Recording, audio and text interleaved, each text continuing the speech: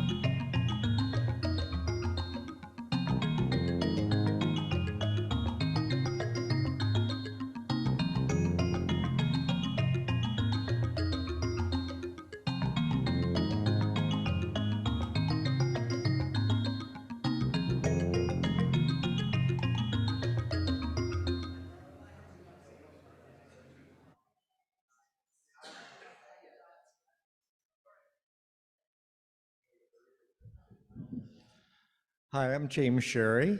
Welcome to the Segue reading series. We're going to get started in about 5 minutes.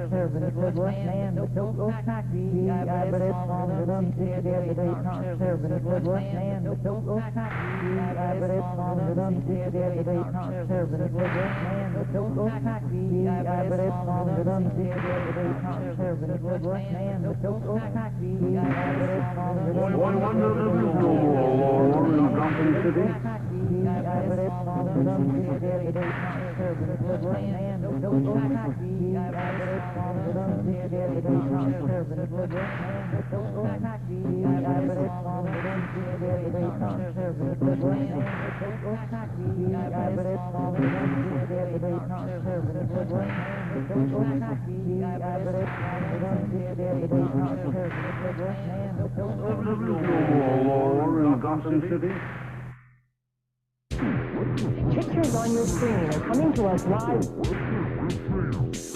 Pictures on your screen are coming to us live. Pictures on your screen are coming to us live. Pictures on your screen are coming to us live. Pictures on your screen are coming to us live. Pictures on your screen are coming to us live.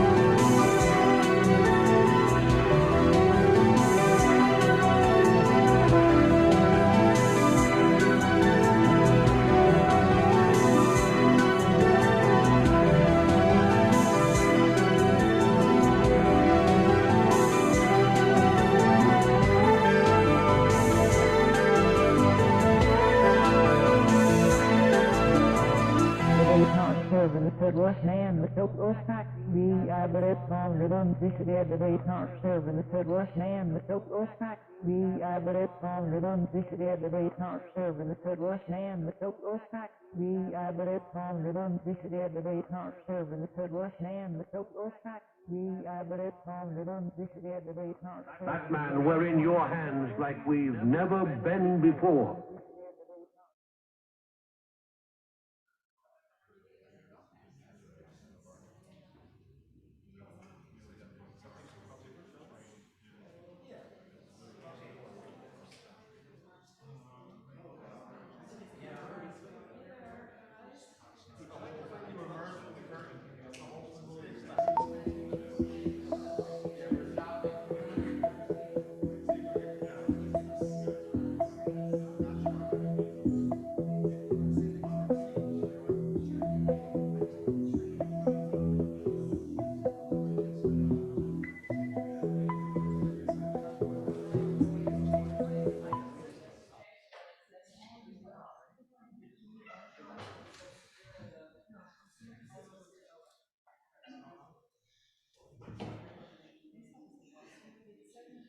Hello, welcome to the Segue reading series.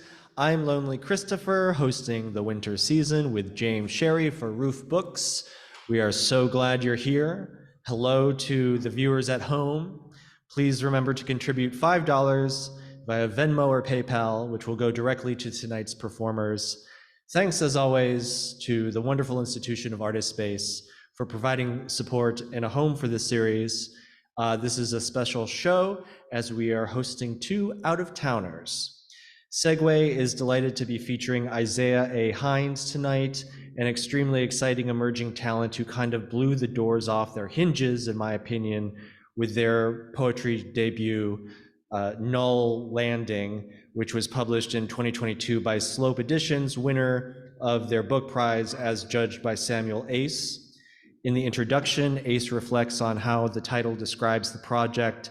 Quote, Hines gestures toward a Moten-esque mode of inquiry. The title itself is an opening and entrance where the word null pairs with landing, null as no place or having no binding force, landing, a specific place, a rest, a place of discharge, null as having no value, a zero, landing as bringing to a surface. In the gap between these two expressions, the poet dances, performs, improvises, collaborates, and interrogates, unquote. The tension between null and landing being a generative force for a contemplation of contemporary Black existence.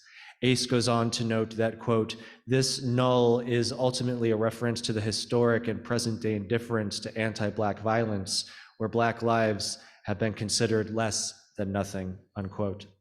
The poet collects and inherits a chaotic jumble of data points and organizes and interprets them according to complex and daring intentions and perspectives. Reuben Jackson refers to the text as a kind of musical score due to its use of the page as field and directive graphs, shapes, and notations. Hines' inclusion of extensive footnotes suggests the direction of an academic paper or scientific report, a kind of poetry backed up by hard data, but these techniques come off as subversive and surprising rather than didactic, supportive of an entirely new, multivalent, and brave poetics, quote, soldering geologic field notes and experimental performance score, null landing attempts of poetics of the uncomputable. Bad data and speculation on value emerge as creative instruments in a confrontation with colonial language and science. An extended consideration of the geopolitical encounter, this debut collection orchestrates Black spatial practice, undisciplined inquiry, and performative utterance, unquote. In the poem Null Space, Hines reckons with the very idea of force as a question and a phenomenon that can take different shapes, such as the passive, the construction of passive force reminding me of the political phrase soft power. Hines strips away the details so that the reader is left with the interplay of raw materials such as the object which might be subject to, quote, unpredictable manipulation effects, unquote, as via a, quote, reconsideration of the significance of friction, unquote, it might be concluded that, quote, genuine closure is impossible, unquote. In infinite calculations, resolving nothing but creating energy. For me, Hines is a technical poet, but the engine runs on blood, as they affirm that, quote, emphasis should be laid on the spirit that breathes life into and animates the work, unquote. The materials at their disposal are specialized, but the result is holistically legible. The world is a broken machine that must be reconstructed by radical new logic. Hines states, quote, these poems draw on the repertory of geographic information systems and Black feminist theory to offer paths toward rethinking the ways we communicate and relate across difference, particularly at intersections of Blackness, queerness, and disability, unquote. They want to discover the answer to the challenge posed by Paul Celan: where did the way lead when it went nowhere? The poet rips into problems of history and ecology and finds novel and uncurrent meaning through the active connections between these concepts, quote, forays into archaeometallurgy, ornithology, and quantum mechanics, navigating remote sites of poetic exchange and discharge, unquote. While founded in a strong emotional core, this work is process-oriented and systematic. The poet explains, quote, my research is fueled by the ubiquitous question, what does real and truthful communication require of us given the complexity of the current political landscape and its aesthetic, economic, and symbolic terrains? This question has led to rethinking racial, juridical, ecological, and affective registers of technoscience and studying how language and that which we call the self respond to various kinds of stress. I have since refined my pursuit to include thinking about Western tradition and the modern colonial library as they relate to Black personalities' capacity to both frustrate post-Enlightenment ethical syntax and clarify the global power configuration, unquote.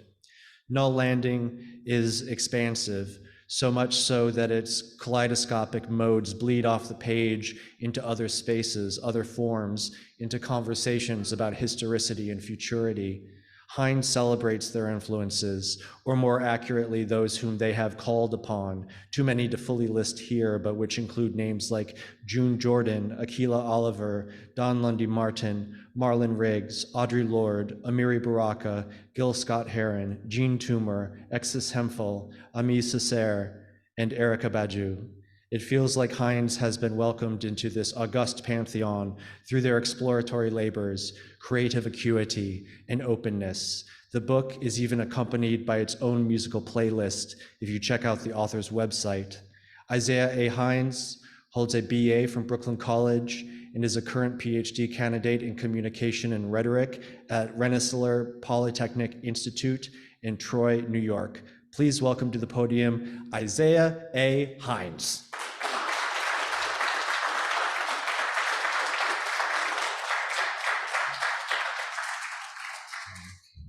Hello, everyone. Okay, so I have a couple of different things because I'm going to read a little, I'm going to read a range of things. I'm going to read some stuff from Null Landing, and I'm also going to read some new stuff that I'm working on.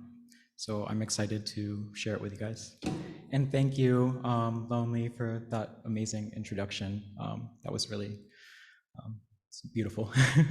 So I am going to get started. I'm going to read the opening poem from Null Landing. Let's see. Oh, and before I start, I guess I'd like to say, if you feel you want to give a little feedback, if you want to give some oohs or ahs or, you know, any kind of thing, some snaps, that's okay with me. I don't know if that's against the rules at Segue, but that would be cool. Yeah, so just that it's open for your responses. Okay, so let's see. This poem is called Learning to Weld.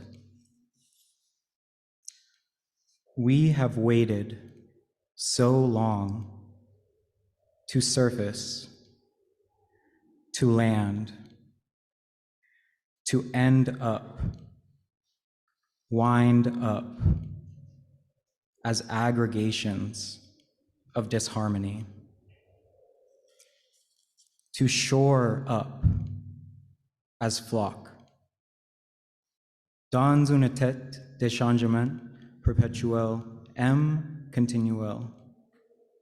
Particles, leafs loosely, as flood tide and ebb tide bring, regardless of anything else, an uncertain energy to life. Recombines and sheds, splice forms anew, wordsmith. Imagine we're in a biofilm, thin, slimy layer of bacteria stuck fast in biographic motion. Picture a solid porous mass, amorphous and disquieting, as Earth's din distilled, adding layer upon layer. Bits of dispersed elements all add up to zero, babble and fracture and repair that unutterable metal of volcanic antidotes, sculpted, thrown, poured, a submerged system,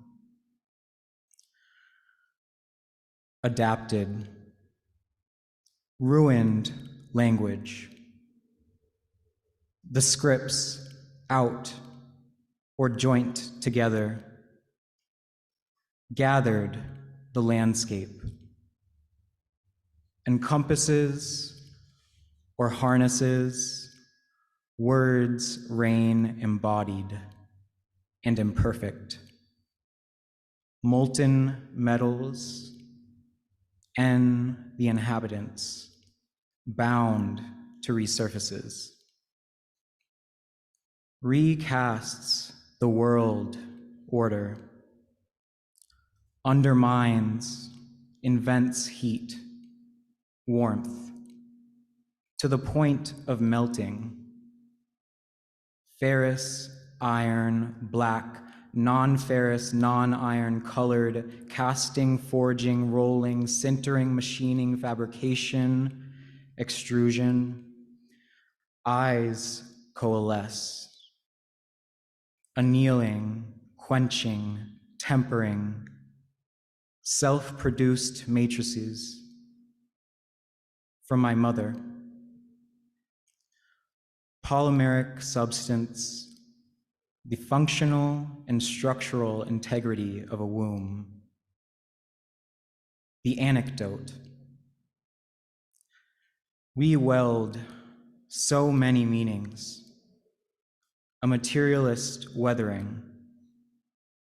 We'd join together, held in extracellularity, N matrix, N become, suspension.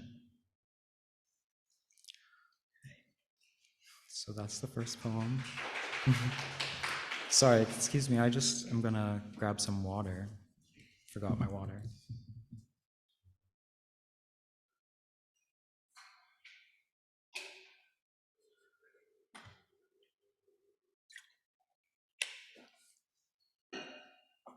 Thank you for bearing with me. Okay, so let's see, what am I gonna read next? I think I'm gonna go for the poem. This is called Untitled Poem, number 1.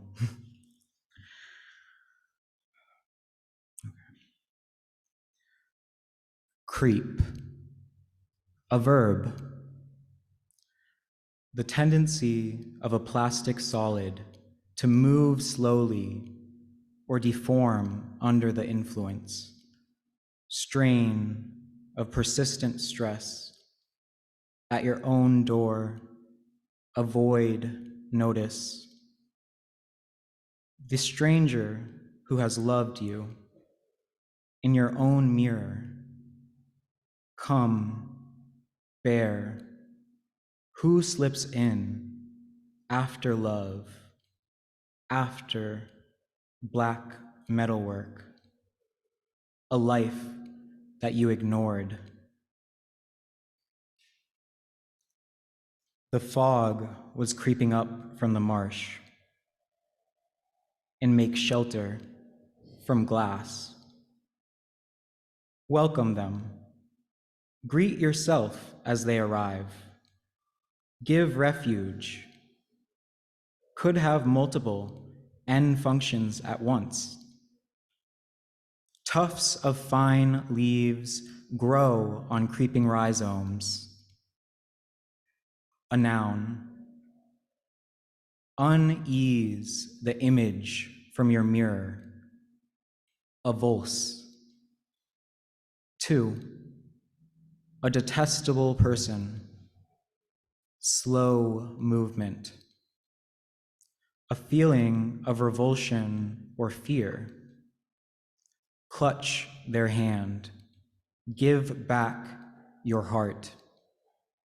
A desperate notation. You smile at yourself, hardly making any noise. Unstable, insatiable, variable. Which me?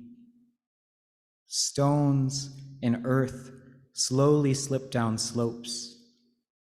Love letters still sit on the bookshelf. Surface by means of extending branches. Stay, almost imperceptible, yet consume your own life, stranger. Thank you.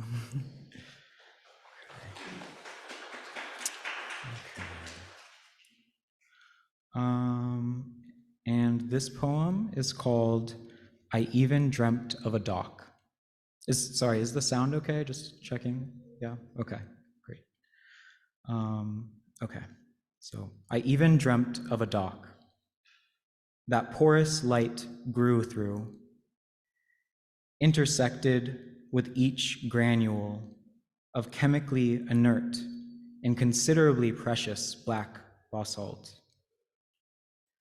Ante usted, Ilegua, I would never have leapt and landed here, home, if not for a faithful and permanent umbrella leaned against the door.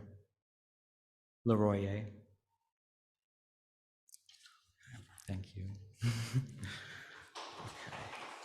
Okay. I'll read a couple more from No Landing, and then we'll get into the new stuff.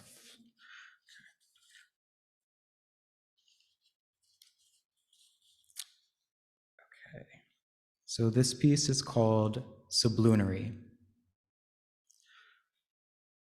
The critical matter of performance is when something is fishy, it's ambiguous, dubious, ambivalent, uncertain, suspicious, shady, or queer, or unquestionable, unclockable. To fish for something is also to extricate, to extract, find. The flesh connotes humanity, but also inhumanity, monstrosity, relation, abnormality. Fish is also feminine, looking real like a woman, passable, hidden in plain sight, or sights, sight what lies under the surface. The theatricality of interface. beyond the surface, the appearance of equilibrium. Who gets to say that all faggots are metalworkers? Barrier to boundary, border to body, I've committed to this corporeal drama.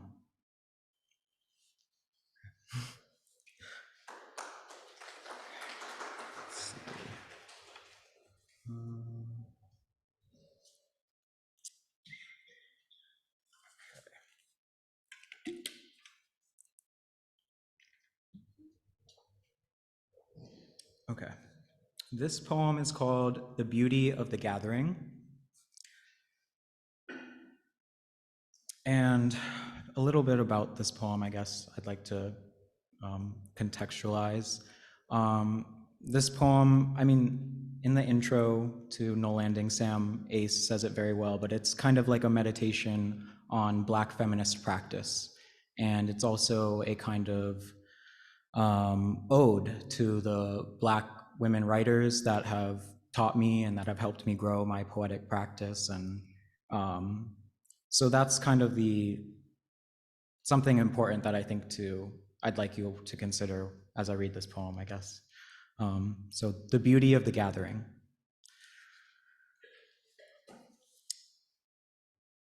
Concept artist, not a performance artist, not a poet. Autoethnographer, autodramatist,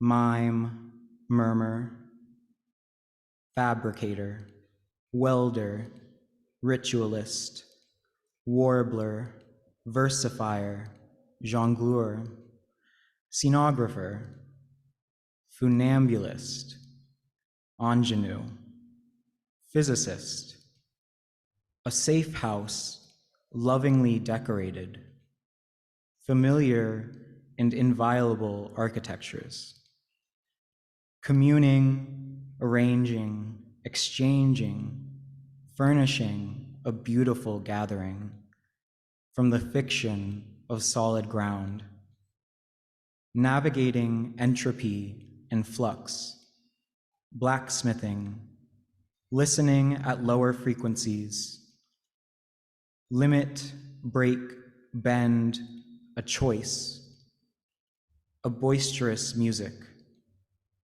a subterfuge of noise, a fugue of breaths, an unwieldy form. Objects provoke and communicate, a red path, a line of flight, an out from the open, a glint in the window, a porosity. Who does it we name? Beyond reference, a tonality takes dedication, a life in music, soil songs, improvised in the clay dust, the vast fields of rememory and recovery. Not a playwright, adornments, touch, care as shared risk in this delta basin. The felt senses do not enter history, but what if we attend to them? What unfolds at a still forming and fleeting point of departure? The strictures of language, discipline, matter, what's adjacent to the air, a fullness in the atmosphere, unrecoverable data, a life constituted by vertigo, by sheer spatiality, generates a zone of alteration. An opaque light shone through the trees, that refuses to exist only in relation to time. Love gathers, performs the collaborative beauty of the sporangia of Black life. Thank you. And how are we doing on time? Okay, great. Just checking. So I think it would be nice to read the null space poem, which could be thought of as a kind of title poem. And yeah, it's kind of a difficult poem, I'll admit, but I enjoy reading it, so I hope that you'll enjoy it. So it's called Null Space. A question of no place, a spatial, tactile conundrum concerning the passivity of force. We attend to the thing in itself in the absence of contact, which are said to be passive forces, with no active control or coordination.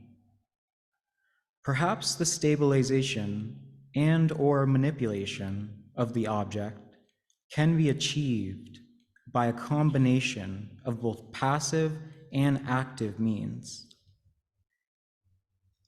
Have you ever considered the poetics of mathematics, of quantum physics? Stop and note routines, strategies of fixturing and grasping. Forces are not predetermined, especially in the presence of friction. The manipulation effects of these forces are unpredictable. In other words, if we were to reconsider the significance of friction, accounting for both active and passive contacts, a true, genuine closure is impossible. Let me put it another way. They cannot conclude, cannot apprehend or compel, can't force completion. Even a hybrid force closure fails to capture or contend with the excess, the spill. What occurs here is null.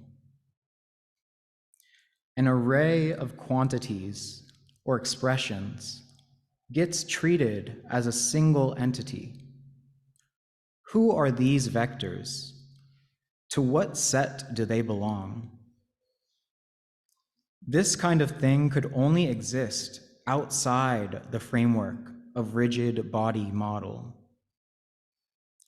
I'll spend my whole life gesturing toward it, performing this calculation. Thank you.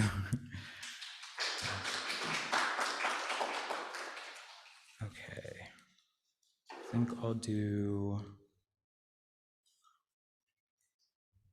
I will do one more from No Landing, and then I'm going to read some new stuff.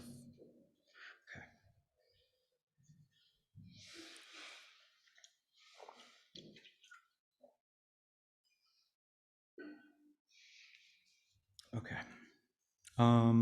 This poem is called Sweet Ali Matu, and I wrote this poem for my best friend, and I haven't seen her in a couple years. She moved back to Africa, and I hope to see her very soon. And yeah, so I'm thinking of her, and I hope you enjoy my little note to her. Sweet Ali Matu, a love that is healing, a love that's about to burst. My heart is full, it's so full, I can't stop smiling, and I feel it. The constant hum of angry or alive. We know when it's time to be angry. Love Jones and Eve's Bayou, in reading and in speaking and in writing. When I read, I look for you. I find you in the texts, between the letters. In the signs, I look for what I hope to find, what I will find when I look for love. When I read with love, I love to read for you and from you, to you. I love your words and your symbols you use and your bright purple lettering. I love to love you, love to give to you. Etude, study, instrumental composition intended to improve or tax certain aspects of technique. Chord, 2 or more notes playing at the same time. We need poems that kill, and Ali Mattu is a killer poet. Thank you. Okay, so, oopsies. Okay, so this, I'm gonna read a couple pieces from, I guess I would say a manuscript in progress, a new collection of poems that's in the works. Yeah, so this first one is called Crystal Clear Communication.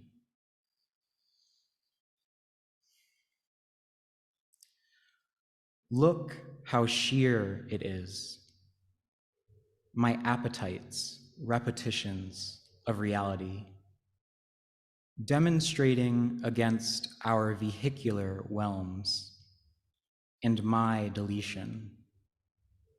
Should you cry because of public wars over sewing machines or using our hands? Now imagine trying to narrate your own splitting without it.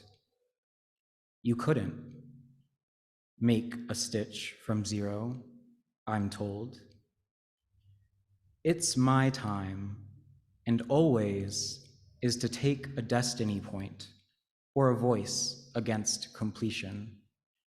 Clamoring, needy, saying, look how sheer I am, and not quelled of my chaos yet.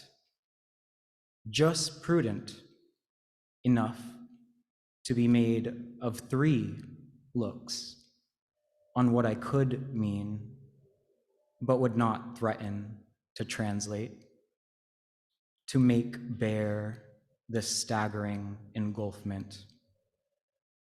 It leave me ruined.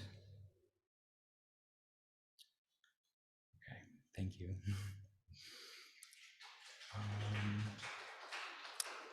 And this poem, this next one, is called Small Data. So as you can tell, I'm very interested in data and I guess the language of science. And so you'll find that a lot throughout my work. Okay, small data. Black at and as the origin. Techne, cargo, and tools. Constructors. Whiteness demands something closer to demolition or development. White extracts every pixel that makes up your smile. According to the very nature of things, obligation is precisely that which you can reject, or else it would be a matter of fact. A matter of responding to stress, an unreceptiveness to unresponsiveness, a command chain rolling over unbothered, but read over and over the uses of informatics, agreements of wanting vaguely to be nothing more than included, the part of things, of labors, to be dyed of assumption, distributed of giants. Unless the DIY citizens can consume the needs, there is no press that performs this imperial function, that will respond to requests for further clarification. No keys, disasters, economic recession, chronic pain with no source, war, greater racism, and environmental degradation. All of this is simply according to the nature of things. This is not my fantasy. This is how it seems to be that it works. So, join the Mumble Club, grounded in critical race babble, foraging and disfiguring, farming documents of small data. Thank you.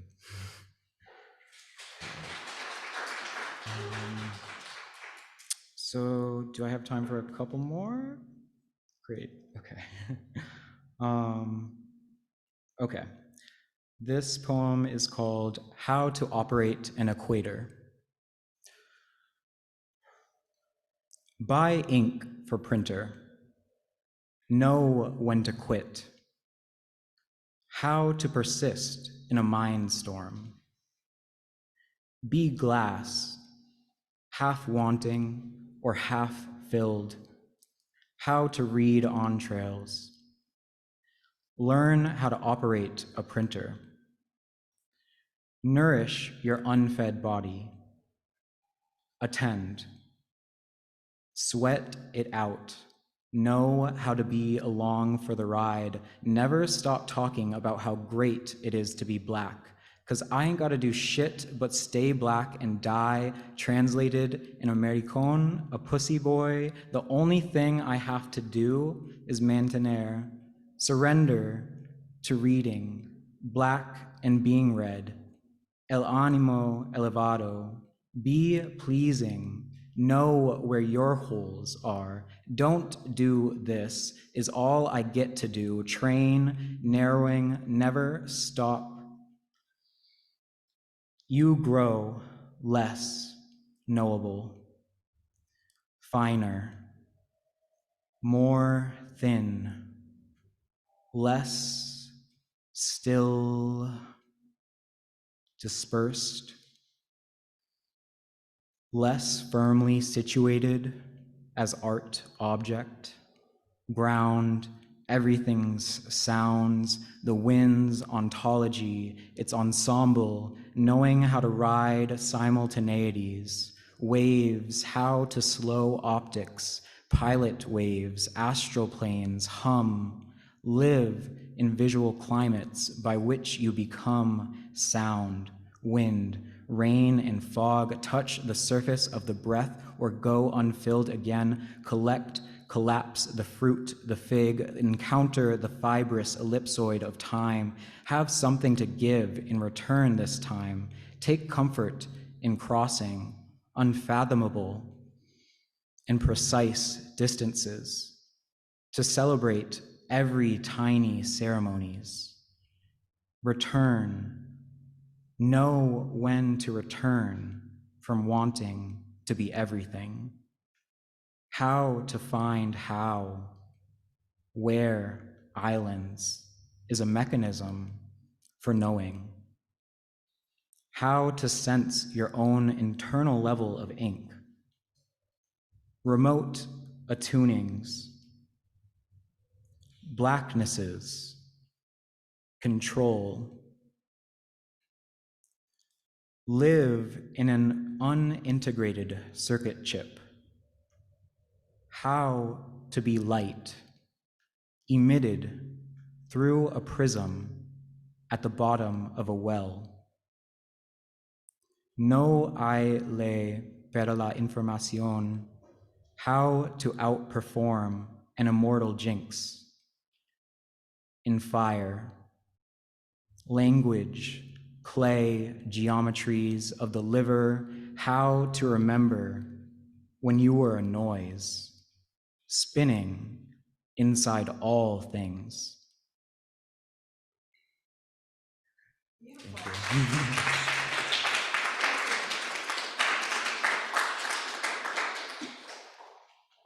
Okay, I'm gonna read two more.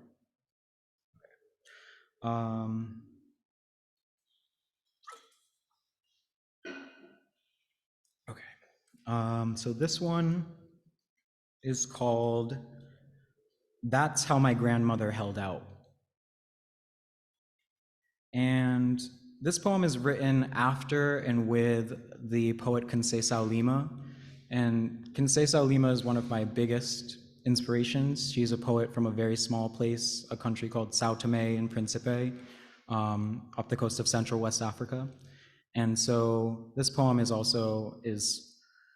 written in kind of, I would say, Conceição Lima's style. And so it's sort of an homage to her, but it's also very much dedicated to my grandmother as well. So two women who I see as kind of having a lot in common, actually. So that's how my grandmother held out. A cup of water to the girl. To whom do you belong? Who are your people? She asked. No questions of illumination, rate, or determination would be brought on by the unbecoming sun, and there'd be no goodbye from him either. She fed at every crossed road. Thank you. Okay. And this is a fun poem. I've been working on this one for quite some time now, and it is a very important piece to my in-progress collection of poems. So this is really kind of this piece is a driving force for my newest writing, I would say. So this poem is called Afropolarity.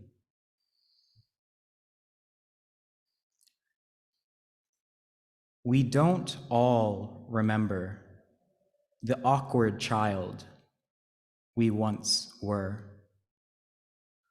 Loved, light, but not all right. Fighting for something that can't or will not be. This has let me see from right here in this perpendicular moment, my vantage in my realm. Tell me what exactly you feel ashamed of, beloved. Don't you want to be able to look back on those memories fondly? Don't you want to love yourself freely and loudly and openly again? If so, dig this. I am an addict. So what? You hurt somebody, a person. So now what? Begin from heartbreak. As a poet, my starting point is often public language, that which can be represented via the common lexicon. But I do have a voice. Northerner, city man, sitting sorrowful in the worst thing I could possibly imagine is that there is absolutely nothing wrong with me.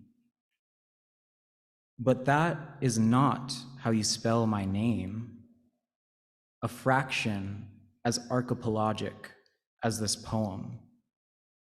Its sounds, a song where I walked and forgot what I'd never heard as loudly as it should be rung. I am still searching for the thing, that which is a fusion of my body's song and me sung. I think the universe has not yet made up its mind about me. A spell for zero captures changes me like discovery or rot, asking if I'm really scared. Yes, terrified, open nevertheless, shake, writhe, furl. I will not hand you half an open hand. I do it anyway. I begin again. I am reminded of you, thinking now of where, how to position my bed in my new room, something I wouldn't have noticed otherwise, is that when your bed is in the middle of the room, you can rise more easily from sleep without waking your partner. I forget at times how borderline I am. Paranoid and syncophrenic black poles of frigid and fervid liminality, ever feeling one's thirdness. The counter-hegemony of an idiom of one's own.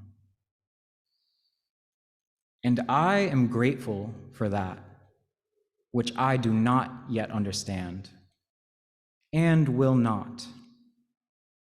That, too, even this cockeyed refrain, I love.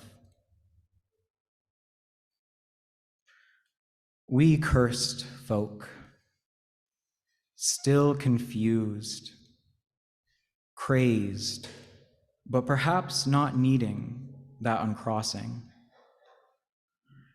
After all, for in reality, Elegua is beyond good or evil. Yes, I am crazy, but so are all the rawest Black personalities, our granddaddy's most sacred musicians. Thank you.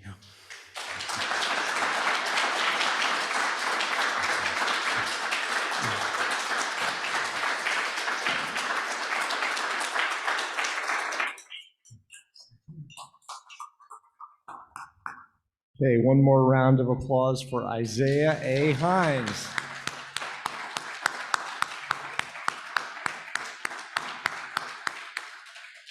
Let's take a 5-minute break and then come back with Elizabeth Robinson.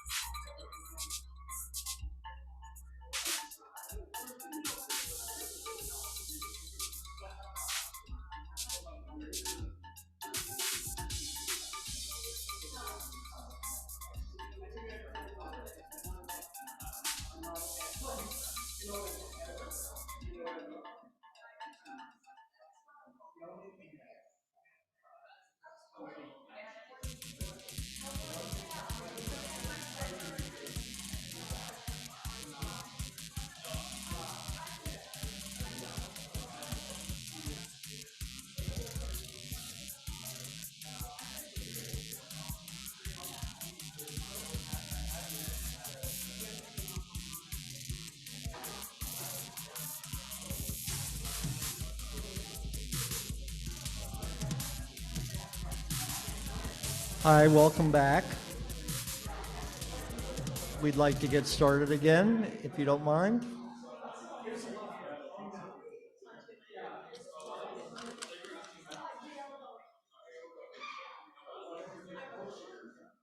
So I'd like to point out that we have books by Elizabeth Robinson over there at the table, and we're selling them for only $10 if you would like to buy one after you've heard her read. This is the book. The book that's over there is the Roof book that we just published called Excursive. And Excursive was published late last year. What initially attracted me to the manuscript was the unusual relationship between the evocative, abstract poems contrasting with the implication of explicit definition in her short essay format. My first thought was Francis Bacon, whose essays, or Counsel Civil and Moral, with a table of the colors of good and evil, don't stray too far from Robinson's idea of her book on abstraction, entity, experience, impression, oddity, utterance, etc. That's her, etc. Like Bacon, Robinson's essays stray into moral territory, with essays such as the one on tolerance, where tolerance closed its eyes and the world lost gravity. How the world, and I think it's the world we live in, we being the readers, loses gravity, from which I glean importance in the moral world of the essay, means for me that as people become intolerant, they stop influencing the progress of the world and simply inhabit it in their violence against themselves, against others, against the supportive functioning of our living ecosystems.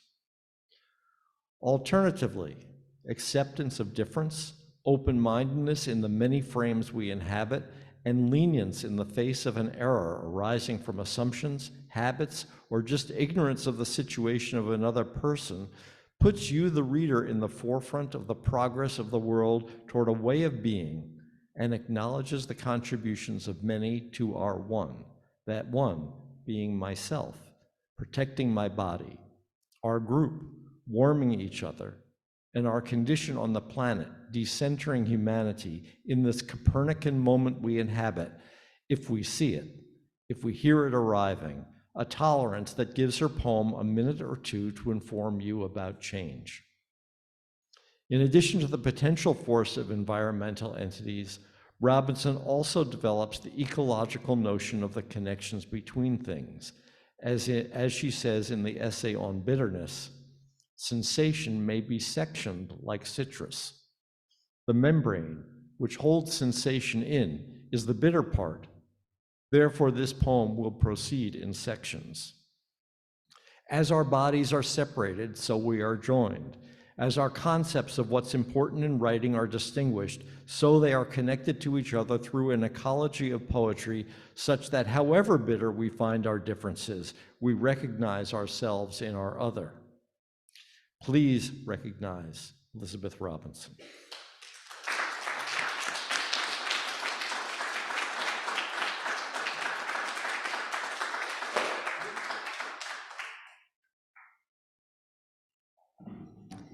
So thank you so much, and thank you, Isaiah. It was a lot to chew on, and I will be thinking about your work in coming days.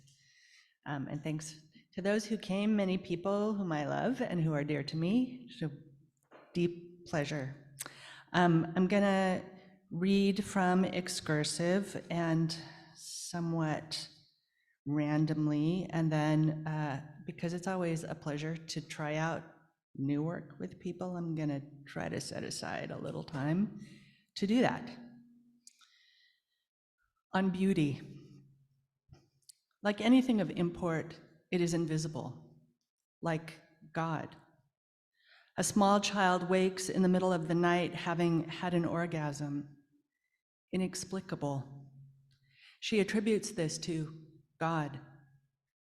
Would beauty then be a form of innocence?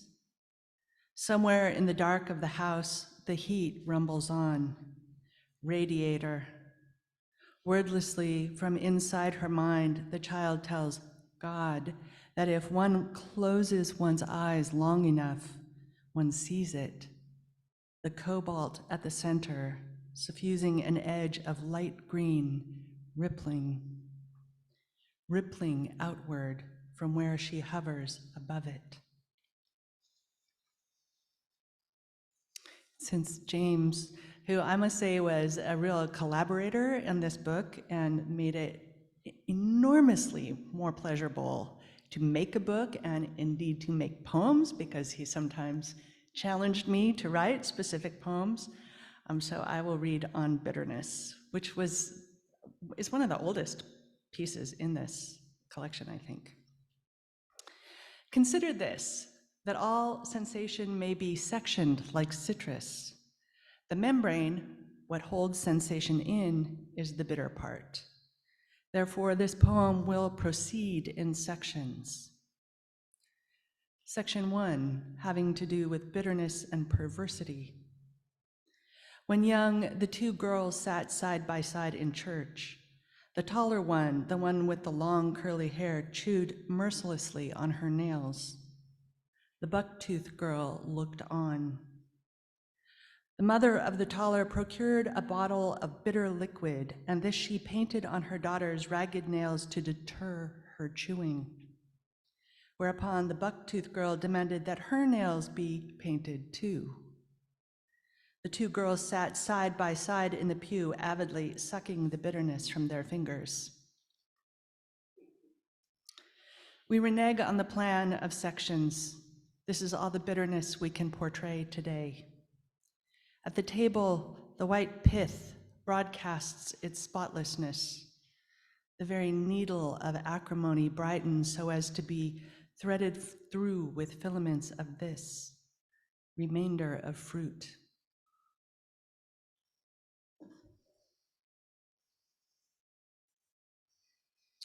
On editing. Editing was the perfect recursive process to return to the thing and make it more itself. As a child, she enjoyed the idea that she could think a thought while thinking of herself thinking it, a predisposition toward editing which understands it as uncanny oversight on immediacy to thought. But never was she able to be certain that she had actually thought the thought while thinking of herself thinking it. To do this again and again, to strive for mastery over the iteration that makes it pure. Editing was never perfect, but it strove for purity, recursiveness by excision. She edited and she edited until it was possible not that she thought or thought herself into a thought, but that a thought existed, claimed its site so that the mind could recur to it.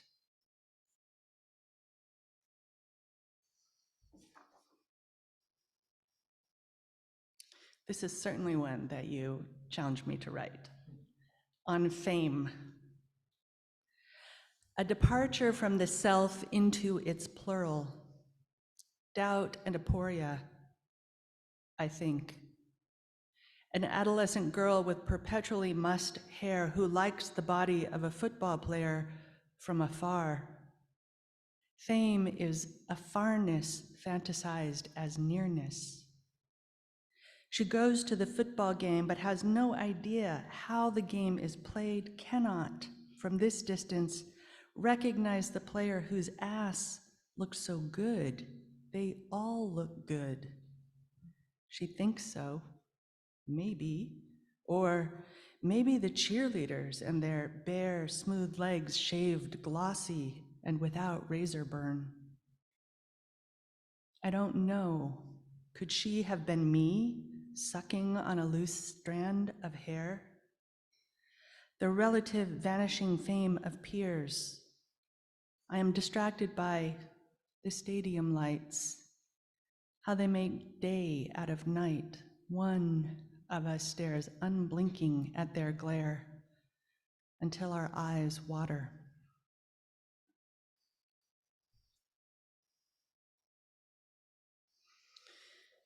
On gun. Gun was a noxious fume of impotence, whether you wanted gun or rejected gun. Gun, a plane flying at such distance that it appears to be silent. Gun, not silent, insolent. Gun, the fur on a creature. Gun for a facsimile trophy. Gun, atrophy, unreal pelt. Gun, molting. Gun to church, to school, to party. Gunning, gunning, gunning, gone. Gun toddler wandering in gun-orphaned crowd. Gun lobby where gun picks up its name tag for the conference. Gun conferring, gun permitting. Gun gargling, gun drowning its sorrows at X rounds per minute. Gun bellying up to the bar or barrel. Gun happy hour, whores divorce, gun devours. Gun courts court. Gun legitimates concealed gun carry in new gun city. Gun conspiracy contrails are actually gun chemtrails. Gun plane crashing, ungun silent and ungun distant, undeterred. Guns, gun detritus engulfing the field. Gun ventriloquist senator speaking gun lisp. Gun denture, gun gumming. Gun god dialect, damn gun. Guns stink conspiring, guns bright tiny fuses, and gun hair trigger of the gun's golden, no guilt, no glittered citizen nostrils.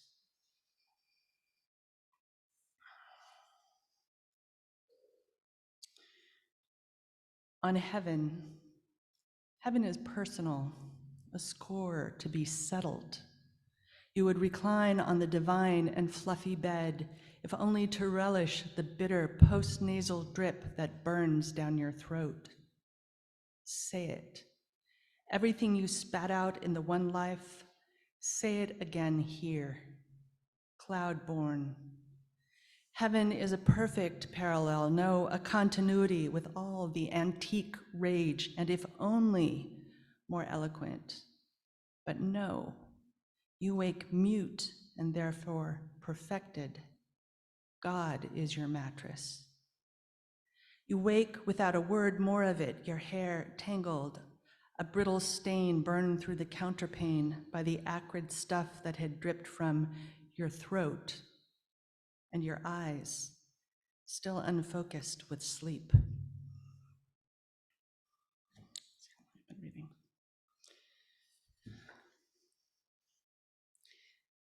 And James told me that poetry is also about joy and that I should address that in this manuscript. So here we go. On joy. Difficult to compass joy, characterized by its leakage. A hose pouring out onto hot pavement where water pools, is absorbed, evaporates, but is still cool underfoot. Whipping cream poured into bitter black tea as a milky mushroom cloud forms. The scent of used sheets being peeled off the bed. Joy's commitment to inconsistency, to tardiness, to dust, long strands of fur on dark clothing. The pure tone of the backyard chimes when they collide with an unsuspecting forehead. The excess that is incidental, unbidden, a tiny bit painful. Joy. That which gives itself up fully to the itch, scratching until it draws blood and the itch surrenders. Then the illuminated red blot as it clings to the skin and hardens almost to blackness.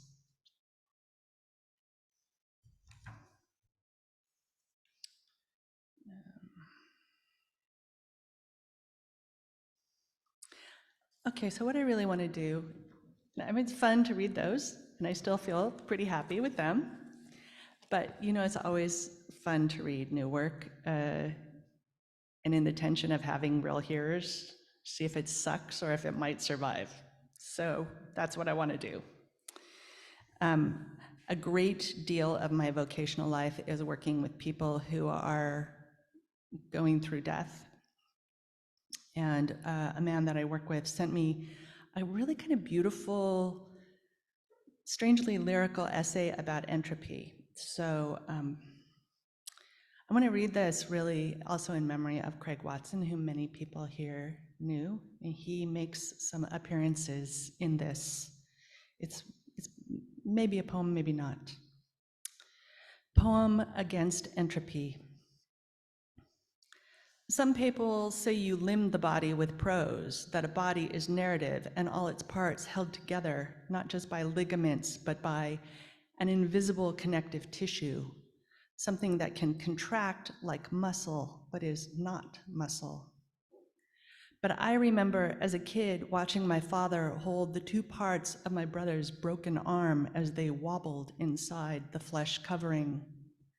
The wrong angle, the cry, the tang of the breakage I could almost taste.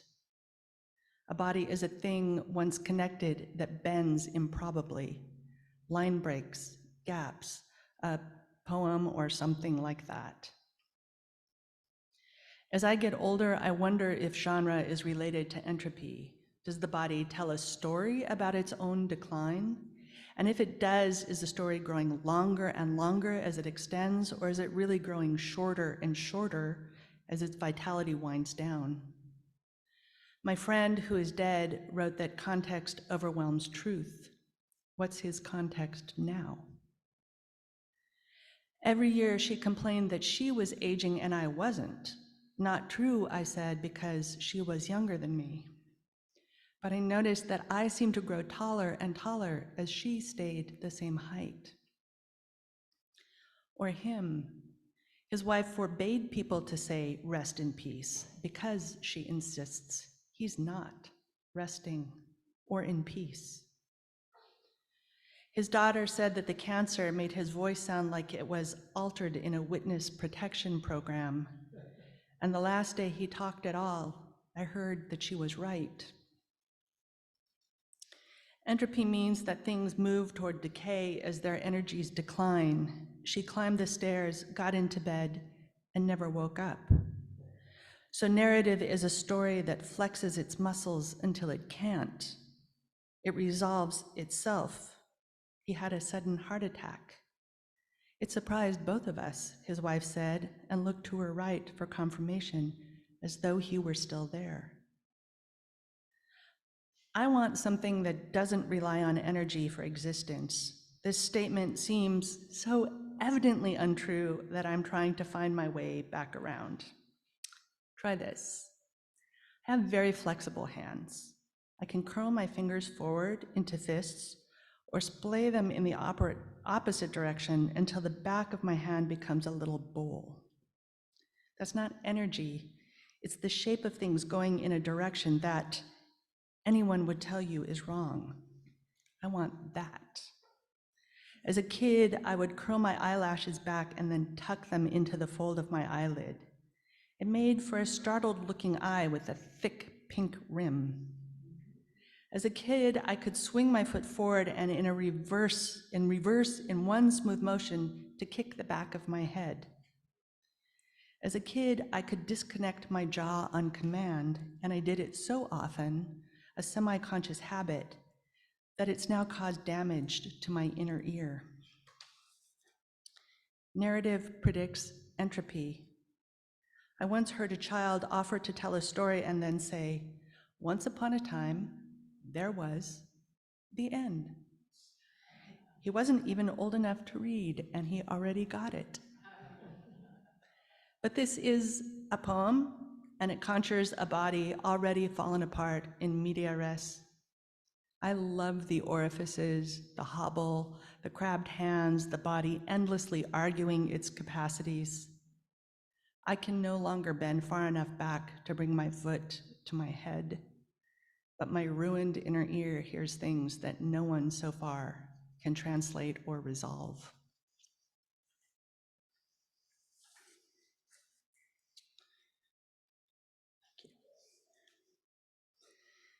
So I've been writing what I am calling rhapsodies, and they are meant to engage with this kind of textural, moving, auditory, not quite semantic element of language to measure something that maybe exceeds language, as I'm calling excess presence, is what I said to Mitch. So I'm going to read a couple of those, and then some kind of notes towards a poetics of rhapsody that's also super, super provisional. Invasive species rhapsody. What we carry fugitive within us sharpens its blade on us, and tiny bright shavings then fall and proliferate. Iron bright creatures flourishing in the frayed climate of us. Serrated seeds, species, teeth, slivered weeds, tufts of the spent fur of prickling dis-ease, falling, furtive from the honed thing, slick, toxic ground glass of us returns to us. How we import ourselves as versions, not even perversions, as profusions, jaws biting back at the razor's jagged rim. So falls the living, the irreducible and efflorescing life that discloses all we've carried covert, seeding as it reseeds the swarming field.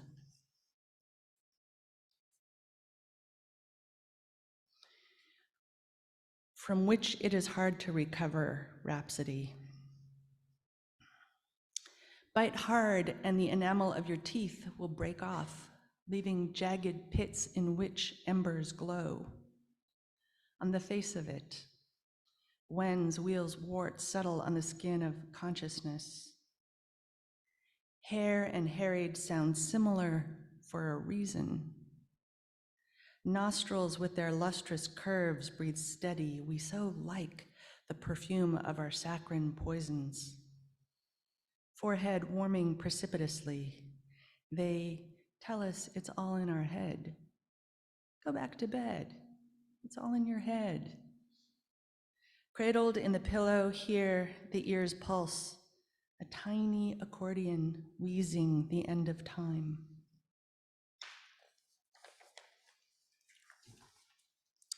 And then I'm going to finish by just reading these two little short positings about rhapsody.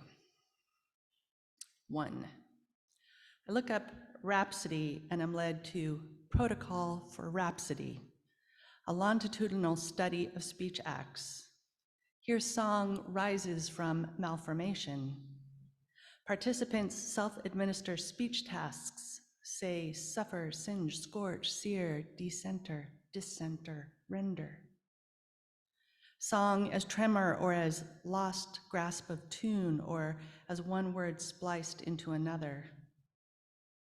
To be collected from a distance for evidence of dementia or psychosis, distance dividing infinitely to sever song and reassemble it. Can the lost pattern diagnose the song? Can song reunite memory with? Can song immerse in? Can song seal itself off from threat? Quaver, croon. Can song suffice independent of the prompt it gives itself?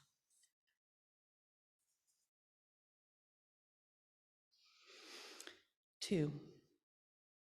It's actually much longer, but I'm only subjecting you to 2. Anyone who knows me knows that I have always been partial to, have trafficked with ghosts. What are ghosts but those presences so bereft of presence that they manifest themselves? That is, an absence manifesting as excess. Rhapsody is confusing in this way, how the gone thing sings itself. Rhapsody's effusive doubt in excess of itself. How the lilt unbalances the perfect symmetry of here and not here. How now the ghost is departed, but you find yourself humming a little melody while you chop vegetables. Beautiful, haunted, utterly mundane, not quite a tune. The rhythmic drop of peels, pits, and skins into the compost. Thank you.